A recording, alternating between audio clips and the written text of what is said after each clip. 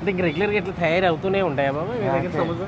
అందరూ ఇక్కడ ఇప్పుడు అయిపోయినాయి కదా చూసిరు కానీ అంటే గిన్నెలు కూర వస్తుంది. ఆ కర్రీ ఎట్లా ఎంత తయారు చేస్తారు అసలు లోపల?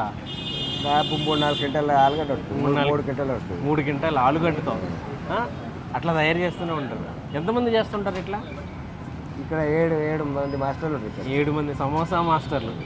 అబ్బా, మీరు ఒక్కరే స్టార్ట్ చేశారు జర్నీ. మీరు ఒక్కరు స్టార్ట్ చేసి ఇంతమంది ఉపాధి కలుగుతుందంటే అసలు గ్రేట్ బాబాయ్. అసలు నిజంగా ఎంత బాబాయ్ సమోసా ఎంత? 20 రూపాయలు. 20 రూపాయలు సమోసా.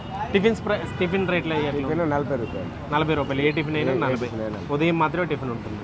మీకు ఇంకొకటి కూడా ఉందంటే ఎక్కడండి అది? ఖమ్మం దగ్గర అని అక్కడ టిఫిన్ ఉండదు, ఓన్లీ సమోసా. ఖమ్మం దగ్గర ఉంది, ఓన్లీ సమోసా మాత్రమే. ఇక్కడ టిఫిన్ సమోసా రెండూ ఉంటాయి. ఓ, ఇది మోబుల్లా ఎట్లా వెళ్ళిపోతుందా?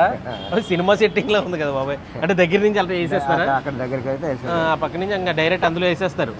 అంత పెద్ద కళ అయింది. ఒకేసారి ఎన్ని సమోసా పడతాయి బాబాయ్ అందులో?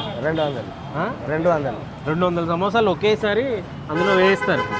బా, 200 వేసిన టప్పన అయిపోయాయి కదా. ఆ జనం ఏంటి అట్లా వెయిట్ చేస్తున్నారు?